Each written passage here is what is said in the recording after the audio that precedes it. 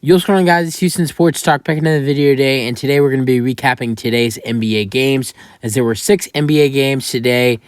Not a lot of close games. We only really had 2 close games. Besides, there were 2 of the 6 games that were only single-digit outcomes. I mean, all the rest of today's games were all double-digit wins, big wins. I mean, you had the Pels winning by 35. You had the Celtics winning by 23. You had the Hawks winning by 22. There's just a lot of big wins today. So a lot of blowouts today. So let's go over it. But we did have a team clinch playoff berth today. With a Brooklyn Nets loss to the Cleveland Cavaliers today. The 76ers have clinched playoff berth. They're the third team in the Eastern Conference and the third team in the NBA to clinch playoff berth alongside the Boston Celtics and the Milwaukee Bucks. Kind of interesting how there's been 3 teams in the Eastern Conference so far to clinch the playoffs, but none in the West. And I think that could change tomorrow going in for Denver. I think Denver can clinch tomorrow if they win or another team loses. Or I think if either Golden State loses, which I don't know if Golden State plays, or if Denver wins, I do think the Denver Nuggets clinch playoff berth tomorrow. But crazy how but I also think it's because how good the West is, below that, because you have to clinch. I mean, think about how good the teams are below 1 with 6. So the 6th seed in the West is way better than the 6th seed in the East, record-wise. So, yeah. Let's go over the games. So, we start with the Wizards and the Magic, 112-122, a win for the Magic. They've been playing really well as of recent, and I think it's going to be too late for them. They're not officially eliminated from the playoff race. Pretty soon they could be, but I would have to take them. It would have to take them a miracle. They could obviously try to, fit into that last play-in spot, but I doubt it. They'd have to probably win at least 85-90% of their games. If not, probably 70-75% of their games they'd have to win, and they'd have to have some teams like the Bulls, who are winning a lot of games right now, and the Pacers do really bad. So they're pretty much done, but they've been playing better as recent. And a team that they need to fall down for them to get up is the Washington Wizards. So beat the right team tonight. And their leading scorer was Gary Harris with 22. They had Franz Wagner with 22. I mean, 20 is 20, but not 22. And then Banchero had 18, 9, and 8. He was 1 rebound and 2 assists away from a triple-double. 17 for Fultz, 14 and 9 for Wendell Carter Jr., 15 for Mo Wagner, and 16 for Cole Anthony. So you had 9 players? So seven players in double figures for the Magic tonight. For the Wizards, 30 for Porzingis and 16 for Bradley Beal. Good win for the Magic. Hawks beat the Pistons 129-107. Bogdanovich with 18, Trae Young with 30. No DeJounte Murray for them tonight. Clint Capella 12 and 16.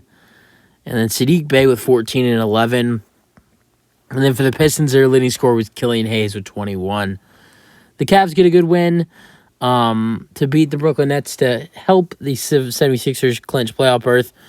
And with this win, the Cavs, just keep it going. They're staying at that 4 seed. They could be a little bit before they clinch playoff berth. It could be a week or a little bit less before that happens for them. But yeah, a good win for the Cavs today against the Nets, 115-109. The Nets leading scorer today was Dinwiddie with 19. They had a lot of players in double. Oh no, the leading scorer was off the bench with Day'Ron Sharpe with 20 and 11. But they had a lot of players in double figures tonight. Cam Johnson with 16, Claxton with 13, Bridges with 18. Then you had Dinwiddie with 19, Royce O'Neal with 12, and Day'Ron Sharpe with 20. So 6 players in total with double figures for the Brooklyn Nets. Then for the Cavs, Donovan Mitchell at 31, 18 for Karis LeVert off the bench, 17 for Evan Mobley, 12 for Jenny Osman, 17 for Garland, and 12 and 14 for Jared Allen. Pelicans take care of business easily against the Spurs. They were up at halftime as a score of 64. They were up at halftime 64-39. So they were really taking care of business tonight. Spurs aren't a good team, but still really good game by the Pelicans. They're still a little bit outside of that 10 seed. I think they're either half or a game back from the Lakers at 11. So they're sitting there at 12. So they're still behind, but they're getting closer, but still behind. But the Pelicans, good win to try to stay up and keep up. Brandon Ingram had 32 points. Valanciunas had 19 and 15. McCollum had 15. Then for the Spurs, their leading scorer was Sandre. I'm not gonna try his Mogensveli. I probably did not get that right, but yeah. Then the Celtics beat the Kings 132-109. With Jayson Tatum scoring 36 points, Jaylen Brown scoring 27, Derek White scoring 27 and 11, and Marcus Smart scoring 17. And for the Kings, their leading scorer is De'Aaron Fox with 18 points. And then you had 16, 13, and 12 for a triple-double with Domantas Sabonis. So good win for the Celtics. Really bad loss for the Kings. You don't really see them get blown out. That is fair. That has rarely happened for them this season. Being such a good team. Thunder, Clippers. Thunder get the close win. This is the closest game you find, and it was only a 1-point game. Besides this, the closest game you find between the 5 other games tonight would be 6 points. Besides that, it's all double digits, 10, 20s, 30s, all that stuff. But good win for the Thunder tonight. Tough injury for Paul George. Don't know the status on him. He was helped off the court, carried off into the locker room. He finished with 18 points. Hopefully we'll get a good update on him. Kawhi Leonard was their leading scorer, though, with 21 points. And then that was really it. Just a lot of low scoring. And then for the Thunder, Shai Gilgeous-Alexander had 31. Jalen Williams had 20. And then 13 and 6 and 6 for Josh Giddey. And that was really it. So, good win for the Thunder. They did not have Paul George down in the stretch.